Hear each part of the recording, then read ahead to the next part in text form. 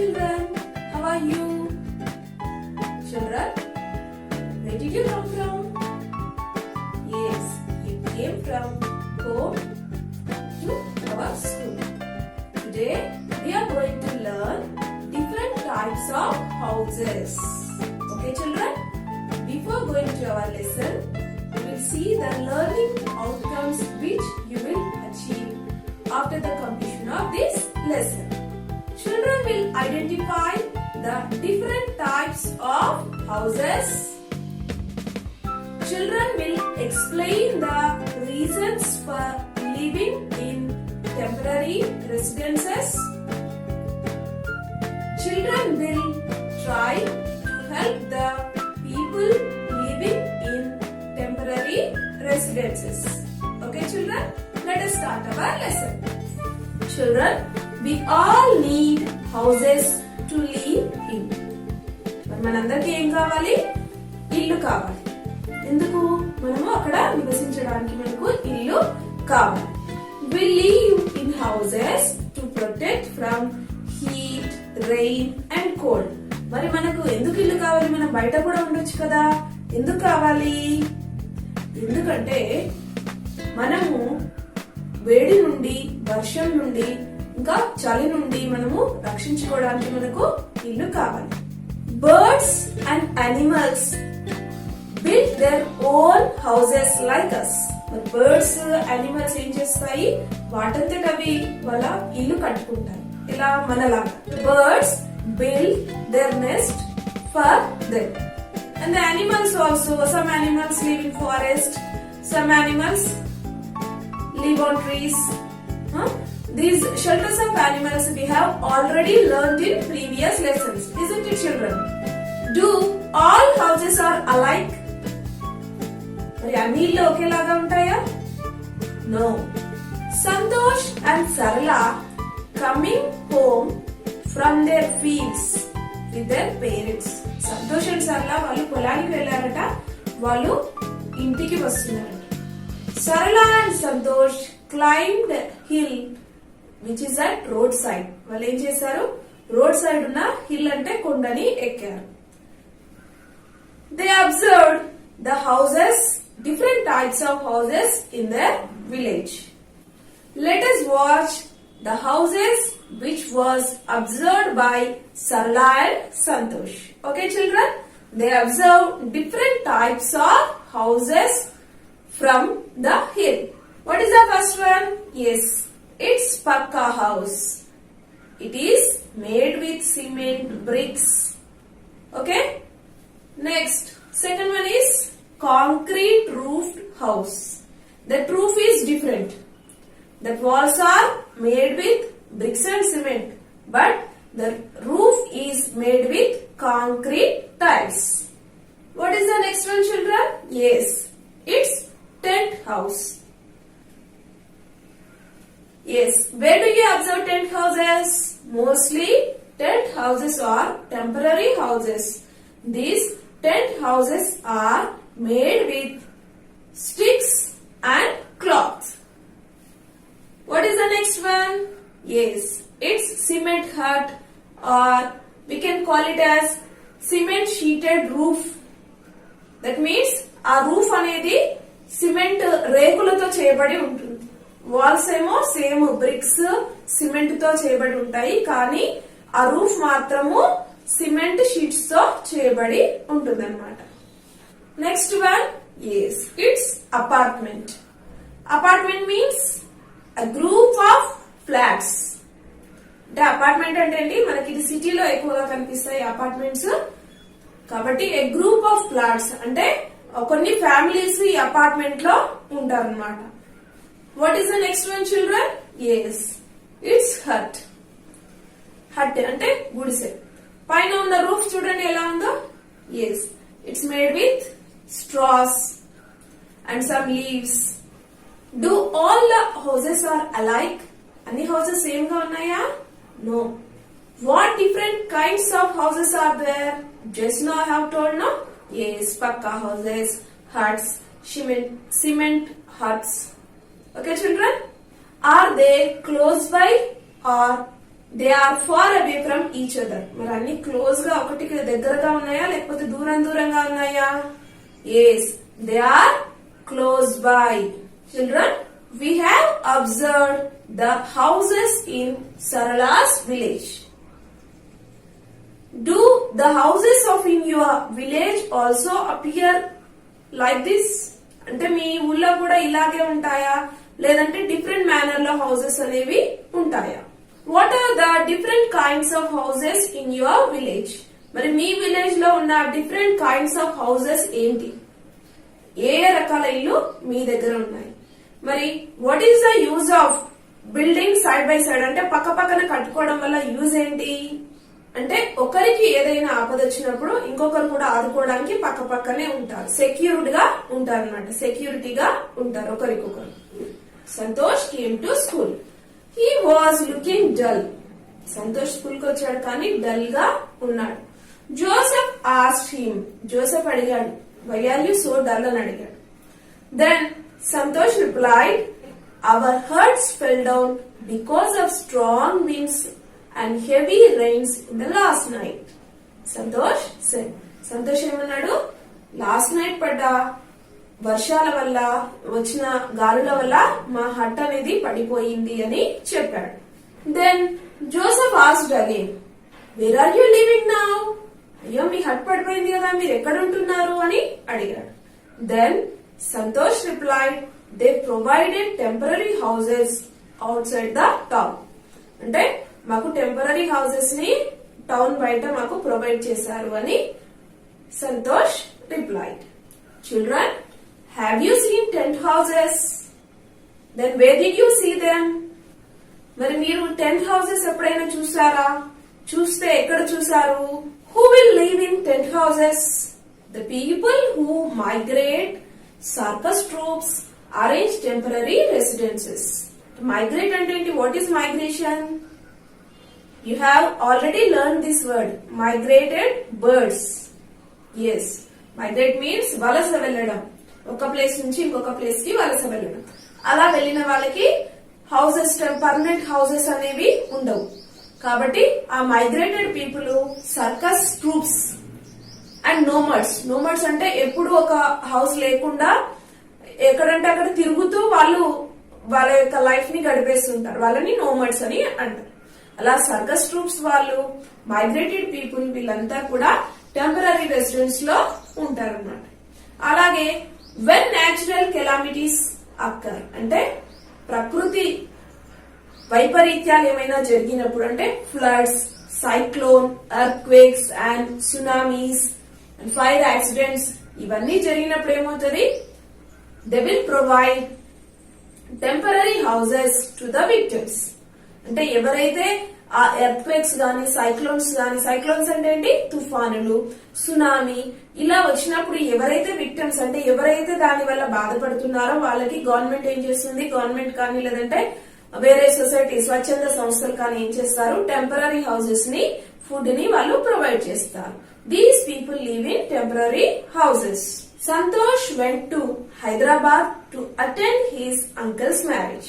Santosh ekkada velladu? Hyderabad. Why? Yes, to attend his uncle's marriage. Uncle's marriage ki velladu.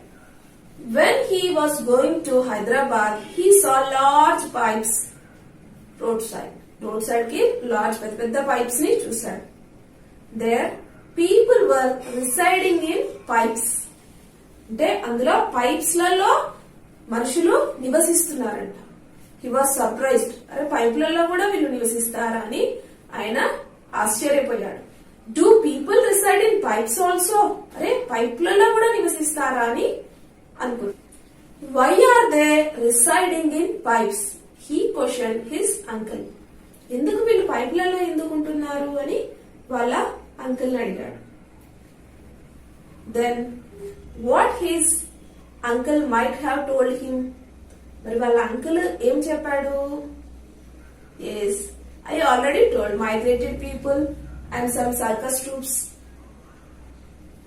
The people, the victims which are affected by natural calamities, they live in temporary houses. Children, I think recently you have heard about floods in Hyderabad.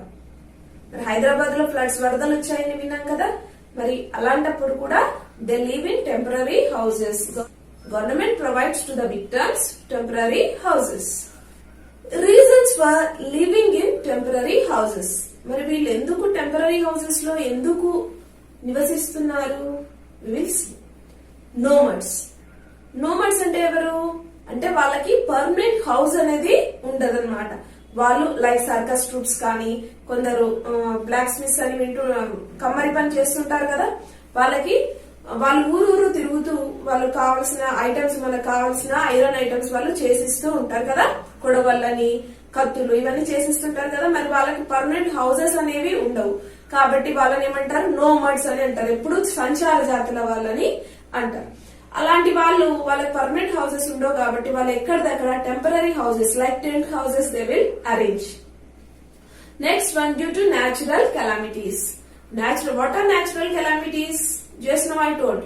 ప్రకృతి వైపరీత్యాలు like cyclone, floods,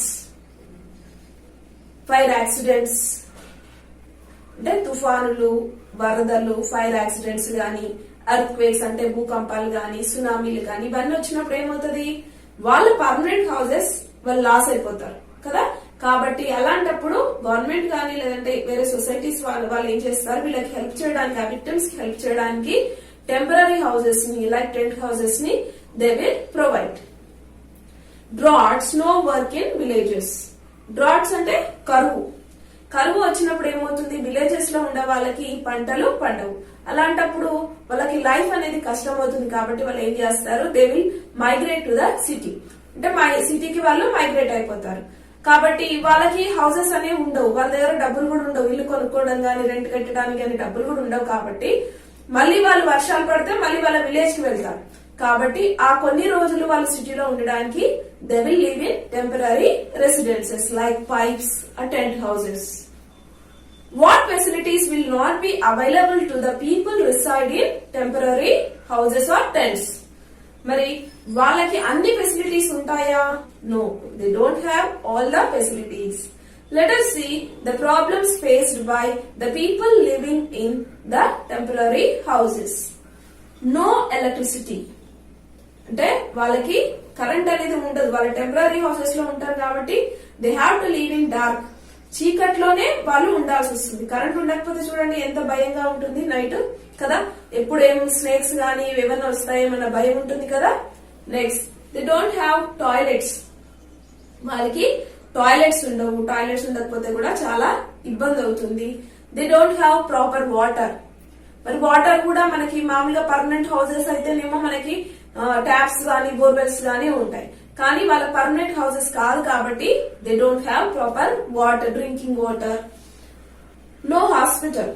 temporary houses అంటే వాళ్ళకి ఏవి proper facilities అనేవి ఉండవు. Hospital facilities కానీ, school facilities కానీ వాళ్ళకి ఉండవు అనమాట. These are the problems faced by the people living in temporary residences. What difficulties do they face? ఇంకా ఏం difficulties the people living in అంటే టెంపరరీ హౌసెస్ లో ఉండే వాళ్ళు ఇంకా ఏమేమి డిఫికల్టీస్ ఫేస్ చేస్తారు? వాళ్ళకి నో లైటింగ్. నో లైటింగ్ అంటే just now I told no electricity for them and they don't have proper rooms also. అంటే రూమ్స్ సపరేట్ గా ఉండవు కాబట్టి narrow space of living.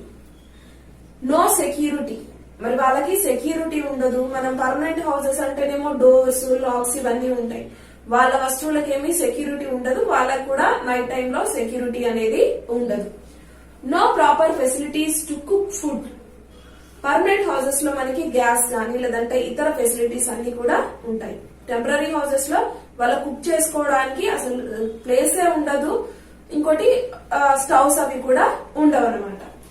No separate place for bathing. అంటే స్నానం చేసుకోవడానికి, బట్టలు ఉత్తుకోవడానికి వీటన్నిటికీ సపరేట్ ప్లేస్ అనేది ఉండదు కాబట్టి ఇది కూడా వాళ్ళు ఫేస్ చేసే డిఫికల్టీ అనమాట. Very narrow space for living. మరి సపరేట్ రూమ్స్ ఏమి ఉండవు. ఒక ఫ్యామిలీ ఆ చిన్న టెంట్ హౌస్ లో గానీ లేదంటే ఆ పైప్స్ లో గానీ ఉండాలంటే వాళ్ళకి చాలా ఇబ్బంది. అంటే నారో అంటే ఇరుకైన ప్లేస్ లో వాళ్ళు ఉండవలసి వస్తుంది. These are the difficulties faced by the people living in temporary houses. Santosh went to Hyderabad. There he saw a big building. Santosh said, "Oh God, what a big building it is! Who resides in this?" asked his uncle. బో ఎంత పెద్ద building ఉంది, ఈ apartment చూసేమన్నాడు. ఎంత పెద్ద ఉంది, ఇందులో ఎంతమంది ఉంటారు, అసలు ఎవరు ఉంటారు అని వాళ్ళ అంకుల్ ని అడిగాడు. Open place is very less in towns. Open place అంటే మనకు ఇల్లు కట్టుకోవడానికి ప్లేస్ అనేది సిటీలో చాలా తక్కువ ఉంటుంది, ఇంకో కాస్ట్ ఎక్కువ ఉంటుంది. కాబట్టి తక్కువ ప్లేస్ లో ఎక్కువ మంది ఉండడానికి ఏం చేస్తారు, ఇలా అపార్ట్మెంట్స్ అనేవి కడతారు. So to give shelter to many families these type of buildings are built. మరి చాలా మందికి షెల్టర్ ఇవ్వాలి అంటే ఇలాంటి బిల్డింగ్స్ ని కడతారు. These buildings are called apartments. ఈ బిల్డింగ్స్ ఏమంటారు, అపార్ట్మెంట్స్ అని అంటారు. Children, have you ever seen the apartment? మీరు ఎప్పుడైనా ఈ అపార్ట్మెంట్ చూసారా? ఎక్కువగా we can see these apartments in cities. Apartment is the type of housing mostly we can see in cities. మరి అపార్ట్మెంట్స్ ఎక్కడ? mostly we can see in cities. Generally one family lives in one house. మరి మామూలుగా ఒక ఇంట్లో అంటే ఒకటే family ఉంటారు, కానీ అపార్ట్మెంట్ లో అలా కాదు. Many families live together in apartment. Apartment లో చాలా ఫ్యామిలీస్ ఉంటాయి అన్నమాట. The residence in which one family lives in a apartment is called flat. ఒక ఫ్యామిలీ, ఇక్కడ చాలా ఫ్యామిలీస్ ఉంటాయని చెప్పాను కదా అపార్ట్మెంట్ లో. ఆ చాలా ఫ్యామిలీస్, ఒక్కొక్క ఫ్యామిలీ ఉండే హౌస్ ఏమంటారు, ఒక ఫ్లాట్ అని అంటారు. అలా చాలా ఫ్లాట్స్ అపార్ట్మెంట్స్ లో ఉంటాయి. Each apartment have nearly 10 to 30 flats. ఒక్కొక్క అపార్ట్మెంట్ లో దాదాపుగా 10 to 30 ఫ్లాట్స్ వరకు ఉంటాయి. ఇన్ బిగ్ సిటీస్, మరి పెద్ద పెద్ద సిటీస్ లో ఒక్కొక్క అపార్ట్మెంట్ లో 100 ఫ్లాట్స్ కూడా ఉండవచ్చు. Look at this picture and say which type of house is yours. మరి ఇక్కడ పిక్చర్స్ ఉన్నాయి కదా, hut, concrete sheeted roof house, tent house, apartment, pucca house, cement sheeted roof house. Which type of house is yours? మరి మీ ఇల్లు ఏ రకానికి చెందుతుంది? Children, do you know in which type of house your friend is residing? మరి మీ house ఏ type మీరు చెప్పారు కదా, పక్కా హౌస్, కచ్చా హౌస్ ఇలా చెప్పారు కదా. మరి మీ ఫ్రెండ్స్ ఎటువంటి టైప్ ఆఫ్ హౌసెస్ లో వాళ్ళు ఉంటున్నారు?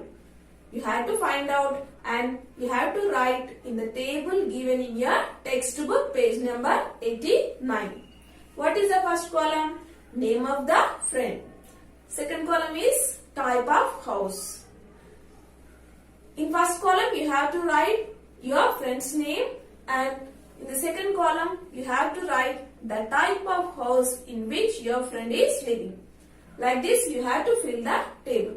మరి మీ ఫ్రెండ్ పేరు, అక్కడేమో మీ ఫ్రెండ్ ఏ రకమైన ఇండ్లలో నివసిస్తున్నారంటే పక్కా హౌసా, కచ్చా హౌసా, అపార్ట్మెంట్, హట్టా, ఇలా ఏ టైప్ ఆఫ్ హౌస్ లో వాళ్ళు నివసిస్తున్నారనేది మీరు ఈ టేబుల్ లో ఫిల్ చేయాలి. With this we have completed our session. I am going to give you some questions. You have to answer them and show it to your teacher. Write down, children. First one, who will live in temporary houses? Second one, why do we live in house?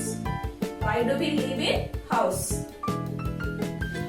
Third one, give examples for temporary residences.